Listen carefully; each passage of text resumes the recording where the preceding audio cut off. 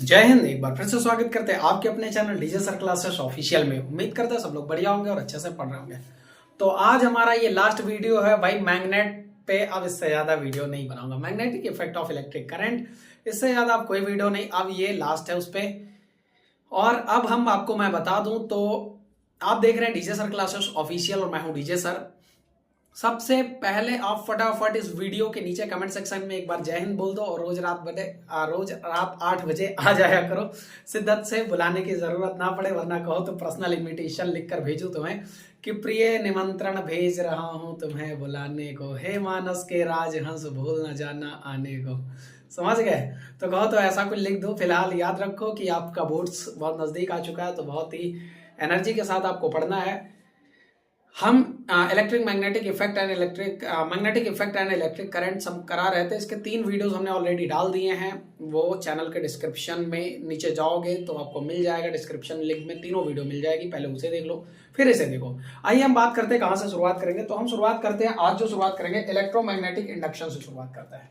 Electromagnetic induction, electromagnetic induction से शुरुआत करते हैं। बेसिकली ये है क्या, इलेक्ट्रोमैग्नेटिक इंडक्शन है क्या बेसिकली, आइए मैं समझाता हूं आपको। देखो इलेक्ट्रोमैग्नेटिक इंडक्शन है, इसमें ये फिनोमेना है कि कैसे इलेक्ट्रोमैग्नेटिक इंडक्शन का मीनिंग समझो, नाम से समझो। इलेक्ट्रोमैग्नेटिक इंडक्शन, कैसे मैग्नेट से इलेक्ट्रिक जनरेट की जाए, कैसे मैग्नेट से इलेक्ट्रिक जनरेट की जाए, इस फिनोमेना को ही क्या बोलेंगे, इलेक्ट्रोमैग्नेटिक इंडक्शन बोलेंगे। लिखे the produce of electric current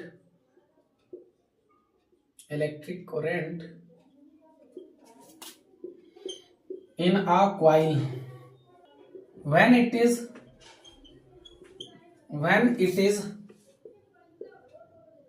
rotated in magnetic field is called electromagnetic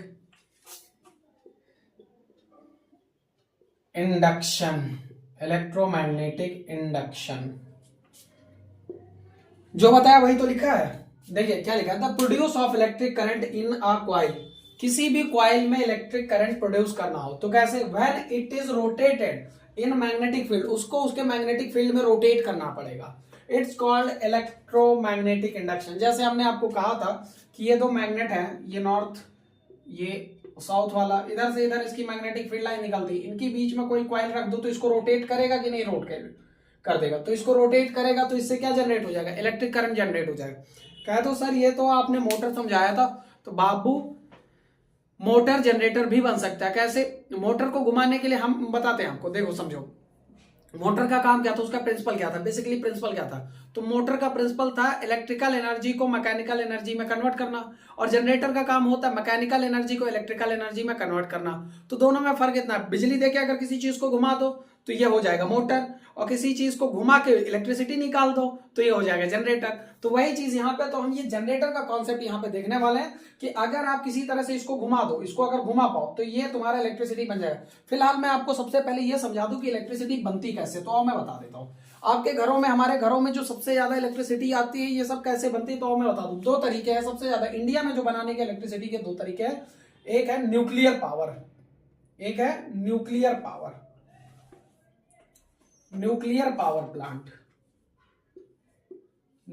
power plant, और दूसरा हमारे पास है हाइड्रो पावर प्लांट। कौन सा, हाइड्रो पावर प्लांट। समझाता हूं सारी चीजें एकदम अच्छे से। न्यूक्लियर पावर प्लांट जहां पे यूरेनियम का यूज करके, यूरेनियम 98 बोलते हैं इसे, 238 ये सब लिखा जाता है, 238 239 या यूआर लिख दो सिर्फ। बेसिकली इसका यूज करके ये न्यूक्लियर पावर प्लांट बना लिया जाता है। अब लड़कों के मन में आ रहा होगा कि सर बम, अबे बम नहीं बनाया जाता। और देखो एक पिक्चर देखो, दिख रही होगी इसको, इस पिक्चर को क्या बोलते हैं, इसे बोलते हैं न्यूक्लियर पावर प्लांट बोलते हैं। ठीक है, अपने यूपी में ही है। चलो, अब हम बेसिकली हाइड्रो पावर प्लांट पे बताते हैं आपको। हाइड्रो यानी पानी से कैसे इलेक्ट्रिसिटी बनती है, तो आइए समझाते हैं आपको। देखो इलेक्ट्रिसिटी अभी ये समझ आ जाए ना, इलेक्ट्रिसिटी बनती कैसे, अभी आप सब कर लोगे। अगर मान लो ये हमारे पास एक पाइप है, ये पाइप है, यहां से हम पानी निकाल रहे हैं, ये पानी गिर रहा।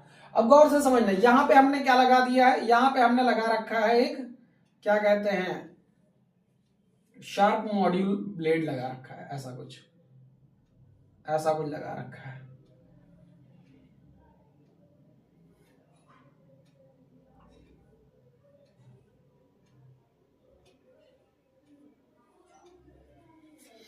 ये हमने लगा रखा है, ये एक रोटर ब्लेड है जो ऐसे घूमेगा। अब कैसे, अब समझो मेरी बात को। ये पानी है आपका, यहां से वाटर सप्लाई आएगी, इसके ऊपर गिरेगी ठकठका के, और जैसे इसके ऊपर गिरेगी ये रोटेट करेगा, ऐसे घूमेगा, मूवमेंट करेगा ये।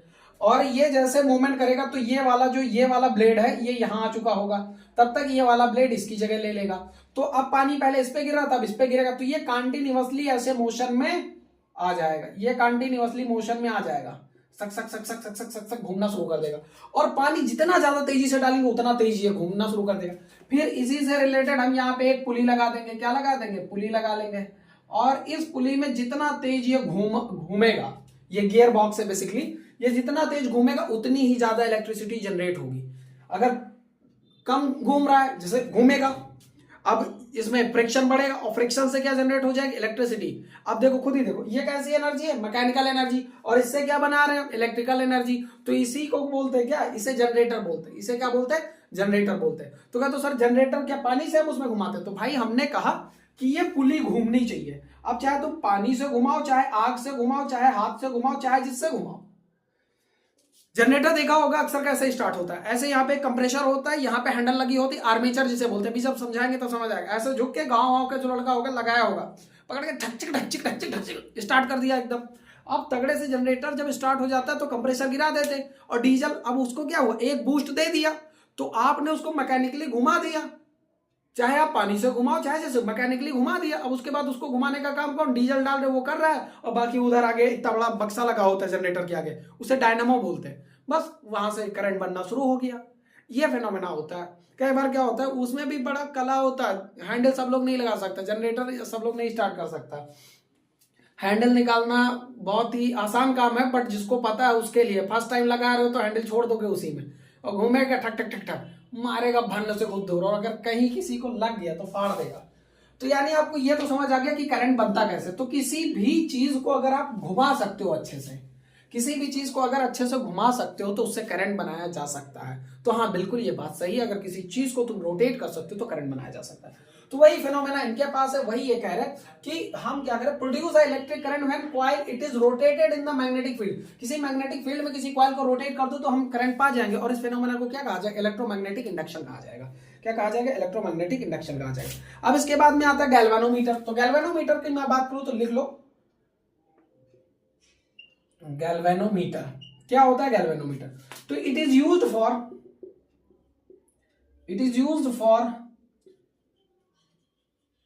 current, it is used for measuring, it is used for measuring current as well as voltage।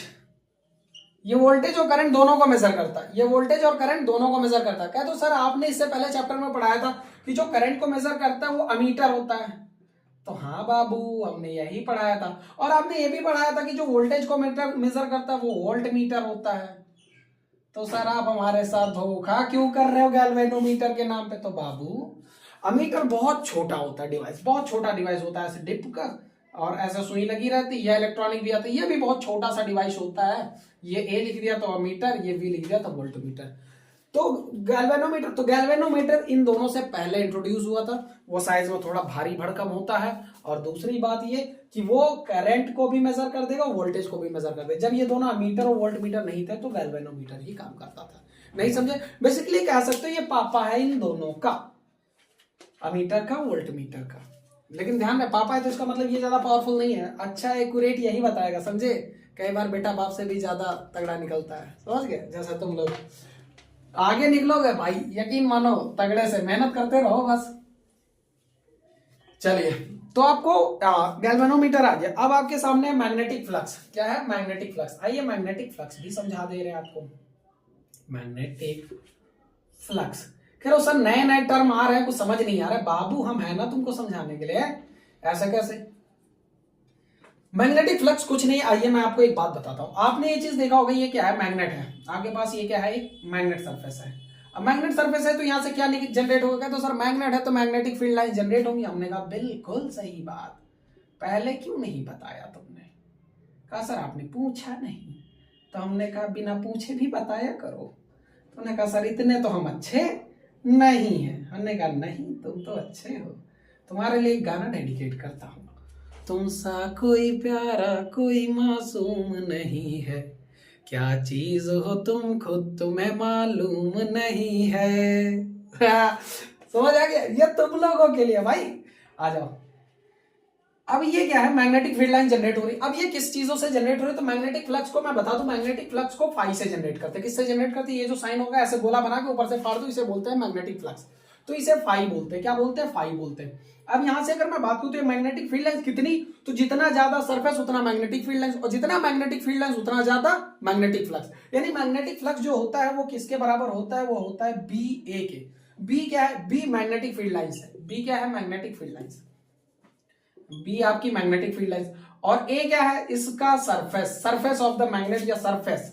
ये क्या होता है? ए क्या है? सरफेस होता है। अब इनके बीच में एक एंगल भी बन रहा होगा। देखो भाई, अगर सरफेस, ये सरफेस है, सरफेस से ऊपर की तरफ अगर जा रही है कोई करंट ऐसे, ये देखो ऊपर की तरफ जा रही है, धका धक मैग्नेटिक फील्ड लाइन निकल रही, तो ये सरफेस हॉरिजॉन्टल, उसके ऊपर ये परपेंडिकुलर, तो इनके बीच का एंगल थीटा यानी 90 डिग्री। सो 90 डिग्री। तो पूरा कंप्लीट फॉर्मूला जो होता है वो क्या होता है? Cos theta. यानी phi is equals to B A cos theta.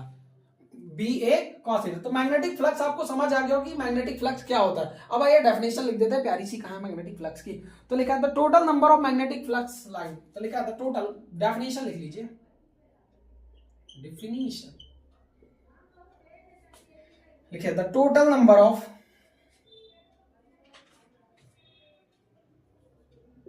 Magnetic field lines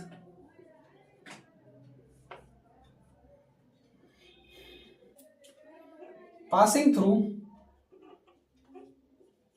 the perpendicular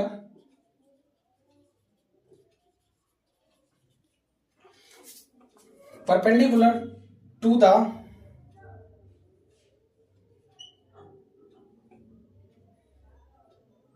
magnetic surface field lines located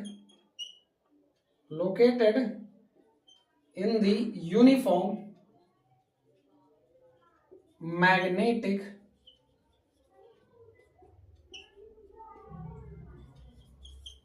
field lines,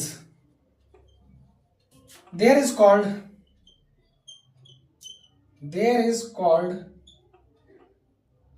magnetic flux. Magnetic, मैं जानता हूं आपकी एक शिकायत रहती होगी कि सर आपकी राइटिंग बहुत ही बकवास है, सर समझ नहीं आता है।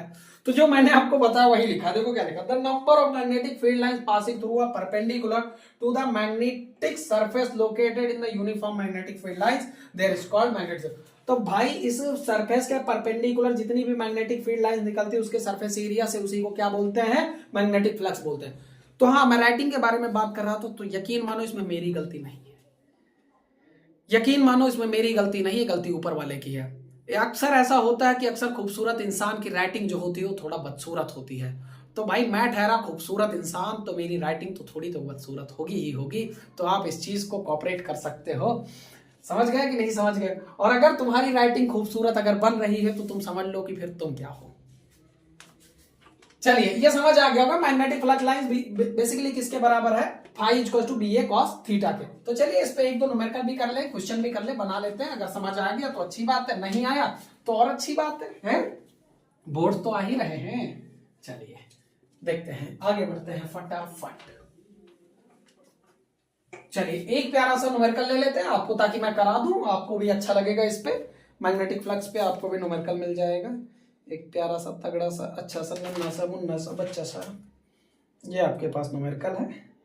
चलिए देख लेते हैं न्यूमेरिकल क्या कह रहा है।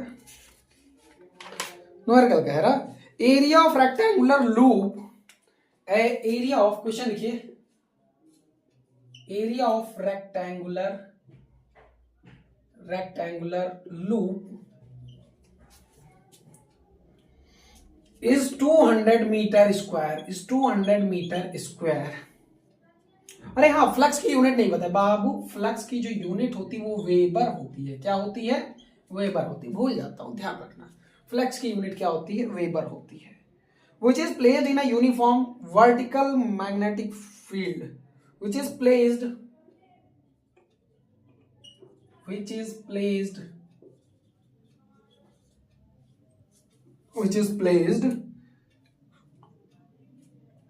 of 2 Weber meter field of magnetic field of 2 Weber meter square, placed of magnetic field of 2 Weber meter square, 2 Weber meter square।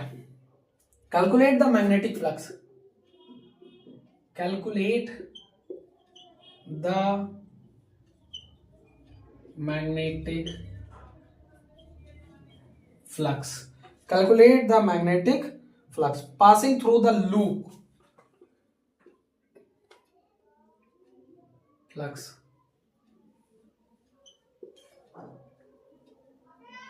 passing through the loop। दो कंडीशन दी है। पहली कंडीशन दी है इन्होंने कि the surface of loop is horizontal, the surface of loop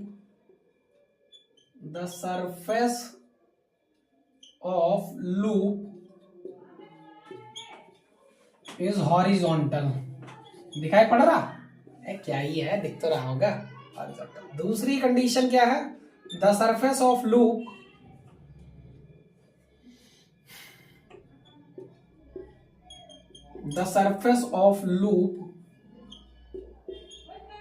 is perpendicular,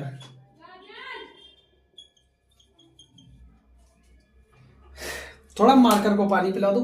मैं आपको बता दूं एक चीज, मैं पिछले 1-2 दिन से एक चीज को फेस कर रहा हूं। अब है आप लोगों के साथ हूं तो आप लोगों से तो शेयर करूंगा ही। आपने नोटिस किया होगा, मैं अभी कुछ देर से पढ़ा रहा हूं, आपने अक्सर देखा होगा मुझे अभी सांस लेने में दिक्कत हो रही है आज। इससे पहले कभी नहीं नोटिस किया होगा मुझे, वीडियो में, किसी भी वीडियो में नहीं देखा होगा, लेकिन आज मुझे देख पा रहे होंगे कि मैं जब भी बोल रहा हूं तो सांस लेने की कोशिश कर रहा हूं, बार बार नोस्ट्रिल को छोड़ करके मैं माउथ से इनहेल कर रहा हूं। तो पता नहीं क्या प्रॉब्लम हो रही है कि प्रॉपर अच्छे से सांस नहीं आ रही है, ब्रीथ नहीं कर पा रहा हूं, कुछ तो गड़बड़ लग रहा है। फिलहाल अभी डॉक्टर से मिलते हैं जल्दी ही। चले देखें, हमें निकालना क्या है। सबसे पहले गिवन देख लिया करो। क्या देखा करो? गिवन बात करें, area of rectangular loop. Low, area की बात की, तुरंत आ गया सामने, यानी ए गिवन है। सो ए गिवन है आपका 200 मीटर स्क्वायर। फिर उसके बाद में while passing to the magnetic field length, अच्छा बी, मैग्नेटिक फील्ड लेंथ कितनी? 2 वेबर मीटर स्क्वायर। फिर उसके बाद में कैलकुलेट द मैग्नेटिक फ्लक्स। अच्छा ठीक है, मैग्नेटिक फ्लक्स यानी फाई निकालनी है, क्वेश्चन मार्क, फाई निकालना है, क्वेश्चन मार्क। पहली कंडीशन है the surface of loop is horizontal. तो सरफेस ऑफ लूप का हॉरिजॉन्टल का मतलब क्या है कि ये सरफेस ऑफ लूप है और इस पे जो मैग्नेटिक फील्ड लाइंस ऐसे निकल रही थी, ऐसे नहीं निकल रही है बाबू, ये इस डायरेक्शन में जा रही है। जिस डायरेक्शन में सरफेस है उसी पे जा रही है। ये सरफेस है, इसके ऊपर चली जाए तो वर्टिकल है, लेकिन इसी पे जा रही है, इसी पे। तो थीटा कितना बना? एंगल, किसी के बीच का एंगल तो 0 हो गया ना भाई। अगर इस तरह होता 90 हो जाता, अब एकदम चिपक गया तो 0 हो गया। तो थीटा तुम्हारा कितना आ गया? सो थीटा आ गया 0 डिग्री। बस मसला इतना ही था। पहला क्वेश्चन निकाल देते हैं। पहला क्वेश्चन क्या कहता है? b equals to sorry phi equals to B A cos theta, B A cos theta. B कितना है आपका? 2। ए कितना है आपका? 200। कॉस थीटा आपका, तो कॉस थीटा कॉस 0 है, कॉस 0। अब यहाँ पे इसको मल्टीप्लाई कर दोगे कितना आ जाएगा? 400 आ जाएगा। और कॉस 0 की वैल्यू होती है 1, तो ये आपका आ जाएगा 400 वेबर, 400 वेबर आ जाएगा। समझ आया कि नहीं आया? दूसरा केस आपके पास तुरंत आपके पास दूसरा केस क्या कहता है? ये पहला केस है। अब इसमें क्या कह रहा है? Surface of loop is perpendicular, यानी ये सरफेस है और ये इस पे मैग्नेटिक फील्ड लाइन परपेंडिकुलर है, तो कितना डिग्री का एंगल बना, 90 डिग्री। तो यहाँ पे थीटा कितना आ गया, 90 डिग्री। सो फॉर्मूला क्या लग जाएगा, phi is equals to B A cos theta. So B की वैल्यू कितनी 2, ए की वैल्यू कितनी 200, कॉस थीटा की अगर मैं बात करूं तो तुम्हारा कॉस थीटा कितना बन जाएगा, कॉस थीटा 90, कॉस 90 और कॉस 90 की वैल्यू 0, तो सबको मल्टीप्लाई करोगे आएगा 0, कुछ नहीं आया। फाइनल आंसर समझ आ गया। तो ये दोनों क्वेश्चंस आप लोग नोट कर लीजिए, स्क्रीनशॉट मार दीजिए, फटाक से हम आगे बढ़ चलते हैं। उम्मीद करते हैं सब लोग कर लिए होंगे और आज ये अच्छे से पढ़ते हैं। अब आइए दिखाते हैं आपको कुछ और चीजें। अब देखो मसला जानते हो कहाँ आया, अब दो साइंटिस्ट है, कहते हैं साइंटिस्ट लोग खाली पीली नहीं बैठते, कुछ ना कुछ दिमाग में खुराफाती तो चलेगा ही चलेगा, नहीं चला तो साइंटिस्ट किस नाम के, समझ रहे हो। बाबू पानी दे दो जरा। अब देखो ये क्या होता है तुम्हारा, आइए समझा देते हैं आपको अच्छे से। देखिए आपके सामने दो साइंटिस्ट थे, एक थे फैराडे एक थे हेनरी, एक थे फैराडे एक थे हेनरी, एक थे फैराडे एक थे हेनरी। तो इन्होंने क्या किया, इनको बहुत ही ज्यादा मतलब हम क्या ही बताएं, अगर ये ना होते तो ये कॉन्सेप्ट ना होता, समझ गए। तो ये सारी चीजें थी, जस्ट अ मिनट।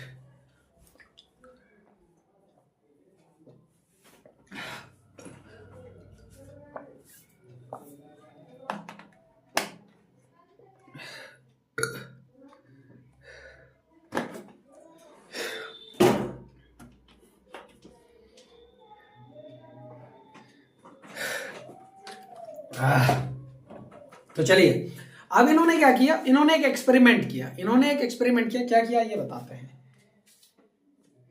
इन्होंने एक कॉइल बनाई, क्या बनाई, कॉइल बनाई, दो कॉइल बनाई, कॉइल बनाई ना इन्होंने, यहाँ पे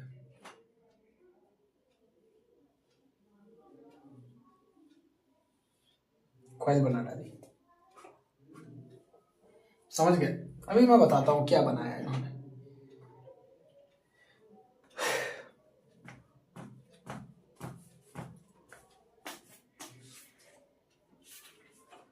अब देखो यहां पे एक इन्होंने क्या डाला, रॉड डाला ऐसे,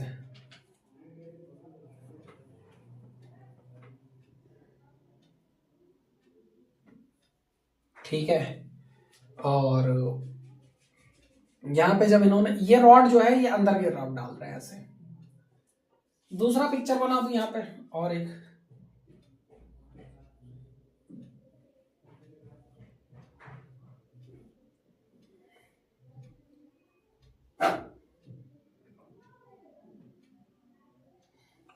picture picture picture picture picture.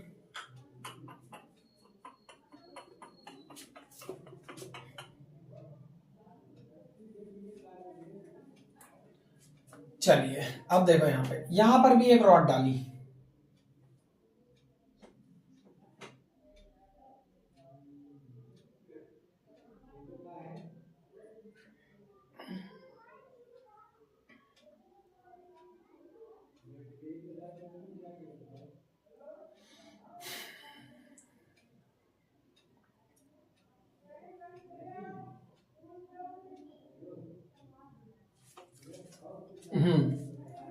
अब देखो यहां पे इस रॉड को मैं इधर खींच रहा हूं, अब ये रॉड नहीं है, यहाँ एन लिखा हुआ है और इधर साउथ लिखा हुआ है, एन लिखा है इधर साउथ, ये एक बार मैग्नेट है और एक ये कॉइल है, करंट कैरिंग कॉइल है। यहाँ पे ये जी यानी गैल्वेनोमीटर लगा है, यहाँ पे जी यानी गैल्वेनोमीटर लगा हुआ है।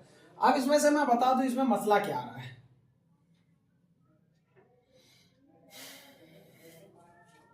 कुछ इस तरह का, इसमें क्या मसला है, मसला नहीं सर मेरे पास तो तसला है। अब आइए देखिए दो कंडीशन, ये दोनों बैठे थे खाली पीली कहे कि चलो कुछ तो करते हैं, बवाल काटते हैं। तो इन्होंने जानते हो क्या किया, ये एक कॉइल बनाया, कॉपर कॉइल बनाया, क्या बनाया, कॉपर कॉइल, एक लूप बनाया और इस लूप के बीच में जगह छोड़ी।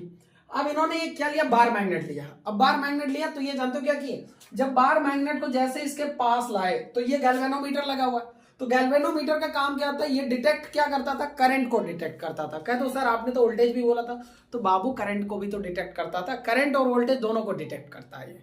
कि अगर इसके आसपास कोई करंट कहीं से जनरेट हो रहा होगा तो ये तुरंत बता देगा, अरे उठ उठ उठ उठ उठ। इसकी जो ये सुई है ना, ये ऐसे कहेगा, झट उठ जा उठ जा, करना शुरू कर देगा। तो इसी को क्या गैल्वेनोमीटर किसको एक्सपीरियंस कर पा रहा है, करंट को, तभी तो ये इसकी सुई जो है डिफ्लेक्ट करना शुरू कर देती है, डिफ्लेक्ट यानी हिलना शुरू कर देती है। अब देखो यहाँ पे ये क्या था तुम्हारा, ये मैग्नेट था, मैग्नेट पहले दूर रखा था यहाँ पे ऐसे, ये एक बार मैग्नेट था, ये नॉर्थ था, ये साउथ था, ये दूर रखा था। फैराडे ने कहा चलो इसके अंदर डालते हैं, नजदीक ले चलते हैं। जैसे इसके अंदर डाला, यहां पे ये सुई डिफ्लेक्ट करना शुरू कर दी। अरे बाबा कुछ तो गड़बड़ है रे, आखिर हो कैसे रहा है। तो कहे अच्छा रोक दो, ये जैसा रोक दिया फिर वो ये डिफ्लेक्शन करना बंद, फिर बैठ गए। कहा थोड़ा बाहर निकालो, बाहर निकल, फिर धक से देगा, फिर कहा थोड़ा अंदर, फिर मतलब कहने का मतलब है कि अगर बाहर ले जा रहे तो डिफ्लेक्शन हो रहा है, अंदर ला रहे तो डिफ्लेक्शन हो रहा है, अंदर बाहर अंदर बाहर अंदर बाहर अंदर बाहर, डिफ्लेक्शन डिफ्लेक्शन डिफ्लेक्शन, मतलब इसमें डिफ्लेक्शन आ रहा है। तो इनको समझ नहीं आ रहा, कह रहा कि आखिर ये चल क्या रहा है। एक काम करो, इन्होंने फिर रोका, कहा कि एक काम करो, मैग्नेट को यहीं पे रोक दो, मैग्नेट को यहीं पे रोक दो, इस क्वाइल जो ये क्वाइल है, लूप है ना, इसको हिलाते हैं। मैग्नेट को यहीं रोक दिया, कहा लूप को हिलाते हैं। अब लूप को हिलाना शुरू किया, तब भी डिफ्लेक्शन आ रहा है। कहा इसका मतलब एक बात फिक्स है, और जैसे हिलाना बंद करे ये डिफ्लेक्शन शुरू हो जाए। ये ढूंढ रहे थे कि किस पॉइंट पे ये करंट यहां जनरेट करा, क्योंकि करंट आ रहा है तभी गैल्वेनोमीटर की सुई हिल रही है, तभी हिल रही है, अगर करंट नहीं आएगा तो नहीं हिलेगा। तो इन्होंने कहा हमें ऐसा कोई पॉइंट मिल जाए जहां पे क्या कहते हैं ये करंट पता चल जाए कि यहां से डिफ्लेक्शन आता है, उस पॉइंट को हम ढूंढ ले। तो ये इस पॉइंट को ढूंढते रहे, अच्छा खासा ढूंढते रहे, काफी टाइम तक ढूंढते रहे, पर इनको वो पॉइंट मिला ही नहीं। अगर ये पॉइंट अगर ऐसा कोई मिल जाता तो आज इलेक्ट्रिसिटी का बिल जीरो होता, आज इलेक्ट्रिसिटी का बिल जीरो होता, क्योंकि इलेक्ट्रिसिटी जीरो एनर्जी पे प्रोड्यूस होती। कोई एक पॉइंट ऐसे फाइंड कर लो, क्वाइल बनाओ, और कोई एक पॉइंट मान लो इस पॉइंट पे क्या कहते हैं, इसको यहां लाने पे क्या कहते हैं डिफ्लेक्शन होता, तो इसको लाके यहां पे सेट कर देते और इतने पे छोड़ देते।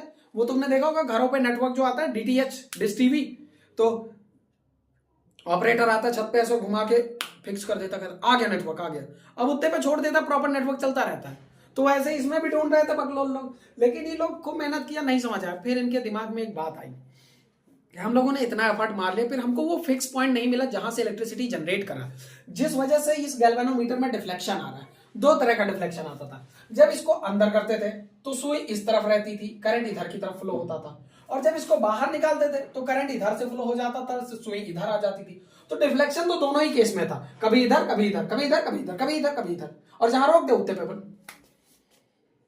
फिर इधर के, फिर इधर के, धक धक धक धक धक, यानी जहां रोका वहीं रोक गया। अब इनको ये समझ नहीं आ रहा कि करे तो क्या करे। तो उन्होंने कहा एक काम करो, करना कुछ है ही थोड़ी ना। अब इससे नतीजा यही निकलता है कि अगर हम इसको फिक्स कर दें, अगर हम इसको एक जगह पे फिक्स कर दें तो कभी भी करंट इंड्यूस्ड नहीं होगा। इसका मतलब यह है कि अगर हम मैग्नेट को या इस कॉइल को किसी को मूवेबल कंडीशन में छोड़ दे परमानेंट के लिए, जब ये धीरे धीरे मूवमेंट किए तो हल्का हल्का डिफ्लेक्शन आया, थोड़ा और तेज किए तो और डिफ्लेक्शन आया। कहीं एक भैंस की आंख एक काम करे ना, वो लेके आओ, बड़ा सा मैग्नेट लेके आओ, एकदम बढ़िया स्ट्रेंथ वाला तगड़ा सा मैग्नेट ला के डाला, और फिर ऐसे ऐसे ऐसे ऐसे, ये मान लो ये मैग्नेट ऐसे ला करके ऐसे ऐसे करना शुरू किया, फिर तगड़े से डिफ्लेक्शन हुआ। मान लो पहले 5 एम्पियर का करंट जनरेट होता था, तो अब 15 एम्पियर का, सीधा 50 एम्पियर का, खूब तगड़े से। कहा अरे वाह वाह वाह वाह, अब तो हमने करंट खोज निकाला। तो करंट तो ऐसे निकला। इसीलिए फैराडे और इन लोगों ने इस चीज को देखा, तो इस पे क्या दिया, एक लॉ दिया। अब इस पे रिलेटेड कुछ कॉन्सेप्ट है, उन कॉन्सेप्ट को हम समझाते हैं। ये कॉन्सेप्ट किस पे बेस्ड करते हैं, तो magnitude of current induced in coil. तो कहो तो इसको इरेज कर दे अगर समझ आ गया हो तो समझ तो आ गया होगा आपको। अब मैं बताता हूं आपको कि इसके अंदर मैग्नेटिक करंट को कैसे बढ़ा सकते हैं, किन किन तरीकों से। तो पहला तरीका आपके पास लिखा, लिखिए द मैग्नीट्यूड ऑफ करंट, देखिए the magnitude of current, the magnitude of current induced by the coil, by the coil, induced in coil, induced in coil, induced in coil, coil can be increased, can be increased, कि कैसे इसके अंदर जो induced current है उसको कैसे increase कर सकते हैं। तो पहला तरीका बताया, the increase of the increase of number of turns. इन्होंने कहा कि एक काम करो, टर्न्स बढ़ाओ। इन्होंने करके देखा ना, टर्न्स बढ़ा दिए तो और अच्छा करंट आ रहा है। यानी जो अभी कॉइल लपेटा था ऐसे इस तरह का,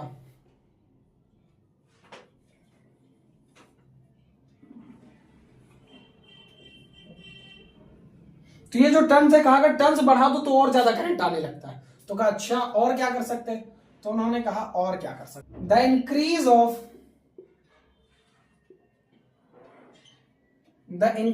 strength of magnet.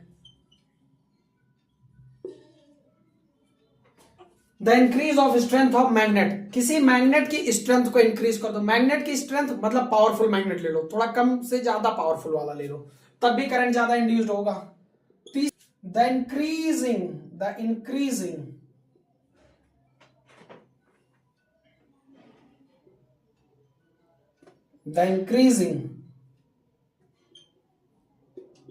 in the speed of rotation,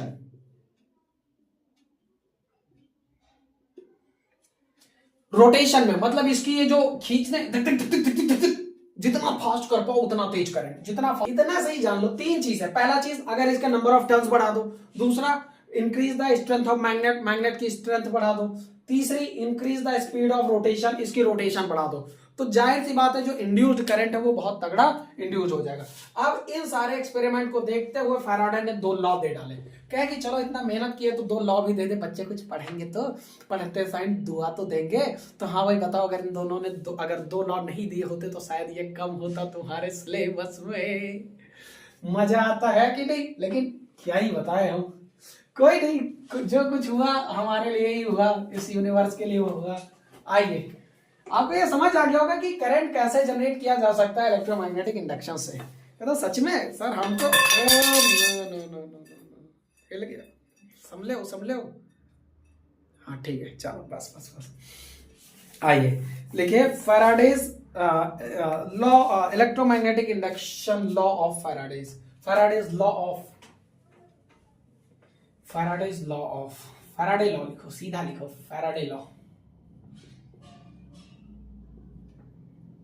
Faraday's law of electromagnetic induction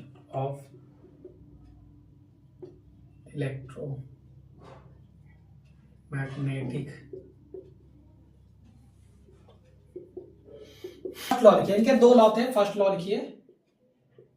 लिखिए when there in a change of magnetic related to a circuit,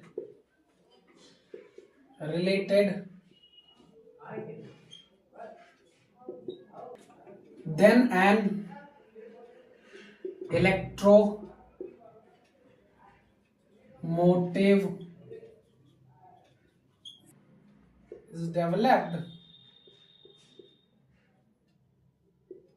is developed in the which is called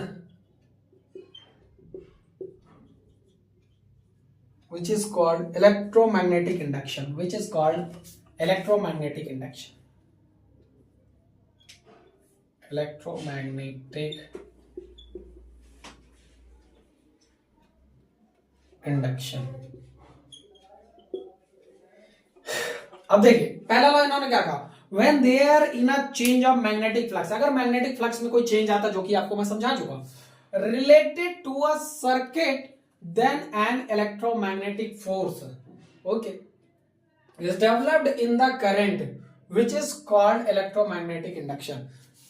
किसी magnetic flux में current supply होने से कोई force अगर generate होता है तो उसी को मैं इलेक्ट्रोमैग्नेटिक इंडक्शन बोलते हैं। बस इतनी सी बात इन्होंने कही थी। दूसरी बात क्या है, सेकंड लॉ क्या है, वो भी इसी वक्त लिख लो, तुरंत लिखो।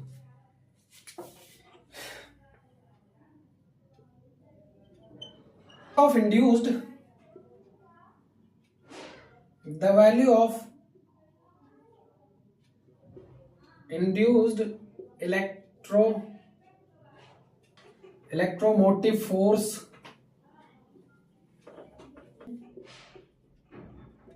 इन circuit is equal to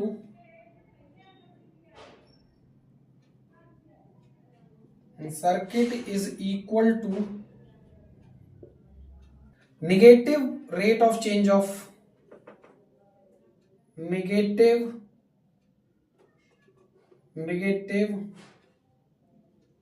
rate of change of magnetic flux, negative rate of change of magnetic flux। बस इतना सा गया है, मतलब किसी एक पर्टिकुलर टाइम में किसी मैग्नेटिक फ्लक्स में चेंज आ जाए तो उसे क्या बोला गया, सेकंड लॉ, जो कि इनको ऐसे इन्होंने इंट्रोड्यूस किया। E इक्वल टू, ये इंड्यूस्ड ईएमएफ का मसला है, इंड्यूस्ड करंट का या ईएमएफ का मसला है, और इन्होंने बताया क्या, φ2 माइनस φ1 अपॉन में t, ये फॉर्मूला निकल के सामने आया। E equal to φ2 minus φ1 upon में t। तो ये आपके दोनों लॉज हो चुके, अब हम इसके आगे बढ़ते हैं और अब मसला आ जाता है किसका, जनरेटर का आ जाता है। किसका आ जाता है, जनरेटर का आ जाता है। और क्योंकि हम इस पे ज्यादा वक्त नहीं लेंगे तो अब हम खत्म कर देंगे। तो जनरेटर पे मैं आपको बहुत अच्छे से समझा दे रहा हूँ। चलिए, इसको नोट कर लिया होगा तो हटा दे रहे हैं, इसको इरेज कर देते हैं। चलिए इरेज कर देता हूँ और अब आगे बढ़ चलते हैं फटाक से। और हाँ, आपको मैं बता दूं एक चीज, गौर से सुन लो कि हाँ, संडे बहुत बड़ा इवेंट होने वाला है। आपकी महामैराथन क्लास आ रही है, देखना बिल्कुल मत भूलना, मिस मत करना। याद रहे, पूरी क्लास लाइव चलेगी। अब तक की सबसे बड़ी क्लास यूट्यूब पे होगी हमारी।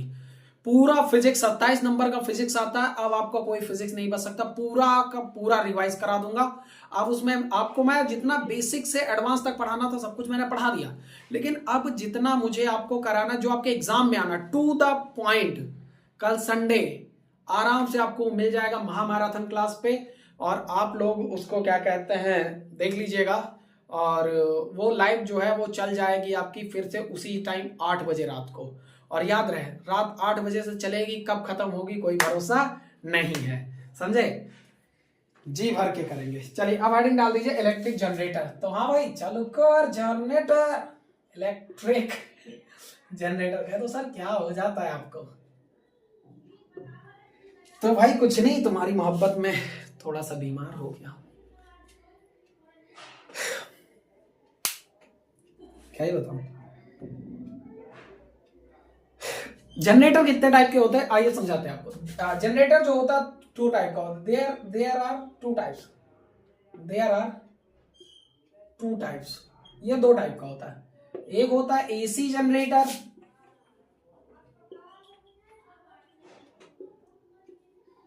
एक होता है डीसी जनरेटर। एक होता है एसी जनरेटर, दूसरा होता है डीसी जनरेटर। अब एसी जनरेटर डीसी जनरेटर में फर्क क्या है ये समझाते हैं आपको। AC alternate generator, DC direct generator, दोनों जनरेटर ही होते हैं पर करंट जनरेट करने का इनका अलग अलग तरीका होता है। तो बेसिकली एसी डीसी तो हम बाद में देखेंगे। सबसे पहले देखते हैं जनरेटर किस प्रिंसिपल पे काम करता है। तो इलेक्ट्रोमैग्नेटिक इंडक्शन पे काम करता है। आपसे ये क्वेश्चन पूछा जाता है कि इसका जो प्रिंसिपल होता है तो ये किस प्रिंसिपल पे बेस्ड होता है। प्रिंसिपल, तो इसका प्रिंसिपल होता है इलेक्ट्रोमैग्नेटिक इंडक्शन। कौन सा होता है? Electromagnetic induction. इलेक्ट्रोमैग्नेटिक इंडक्शन, ये आपसे कई बार क्वेश्चन पूछा गया है कि जो जनरेटर होता है वो किस प्रिंसिपल पे काम करता है, तो इलेक्ट्रोमैग्नेटिक इंडक्शन पे काम करता है। तो चलिए फटाफट जनरेटर का एक पिक्चर बना देते हैं एकदम धुआंधार तरीके से भड़का हुआ।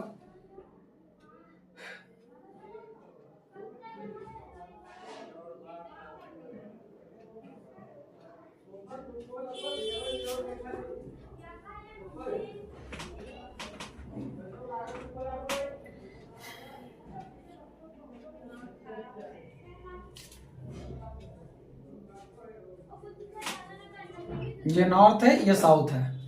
ये दोनों मैग्नेट रखे हुए हैं। ये क्या रखे हुए? दोनों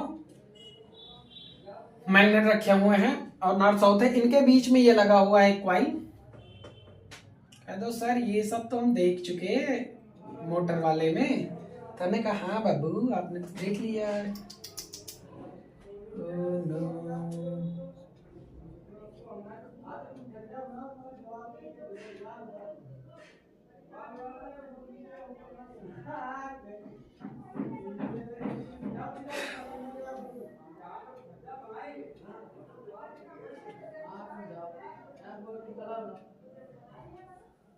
बस इतना सही है। ये स्प्लिट रिंग लगी हुई है, सब कुछ बता दे रहा हूँ। ये नॉर्थ साउथ मैग्नेट हो गया, और ये आपका क्या हो गया, ये आपका वो हो गया, क्या कहते हैं, रोटेशन एक्सिस। इसे हम घुमाएंगे इसको, और फिर ये दोनों क्या लग गए, ये दोनों लग गए क्या, ब्रश। और यहाँ पे ये जो दोनों चीजें लगी हुई इसके ऊपर, ये जो रिंग टाइप का ऐसे लगा हुआ है ये, और ये तुम्हारी स्प्लिट रिंग है। ये क्या है, स्प्लिट रिंग, स्प्लिट रिंग लग गई। अब बस उसके बाद में कुछ नहीं, यहाँ पे एक वो गैल्वेनोमीटर लगा हुआ है G, प्लस इधर माइनस इधर। तो अब भाई, और ये X और Y, ये जो X और Y है ये ब्रश करके है, इस पे लगे हुए हैं। तो बस मसला खत्म है। और ये आपके पास ये आर्मेचर कॉइल है। ये क्या है, आर्मेचर कॉइल है। ये क्या है, आर्मेचर कॉइल है।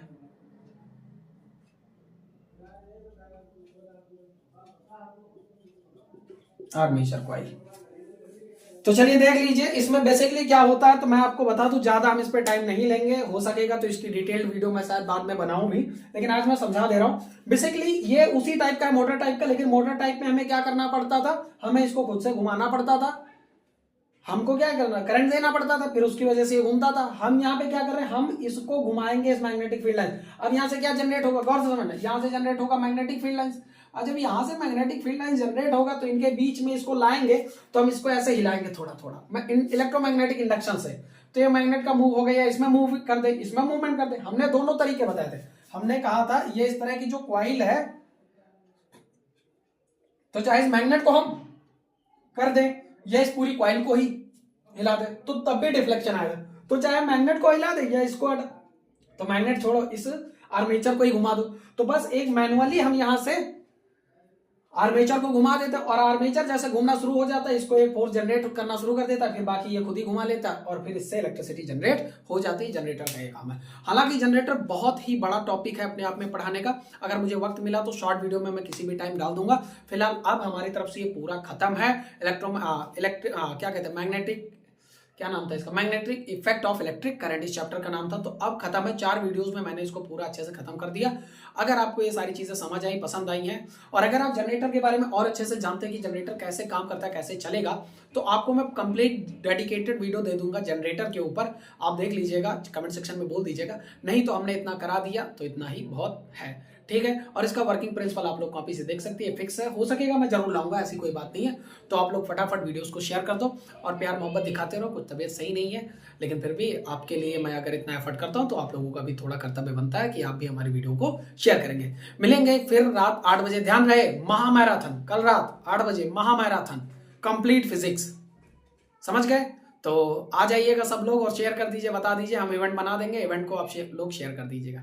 तो ठीक है, मिलते हैं कल रात 8 बजे। तब तक के लिए जय हिंद।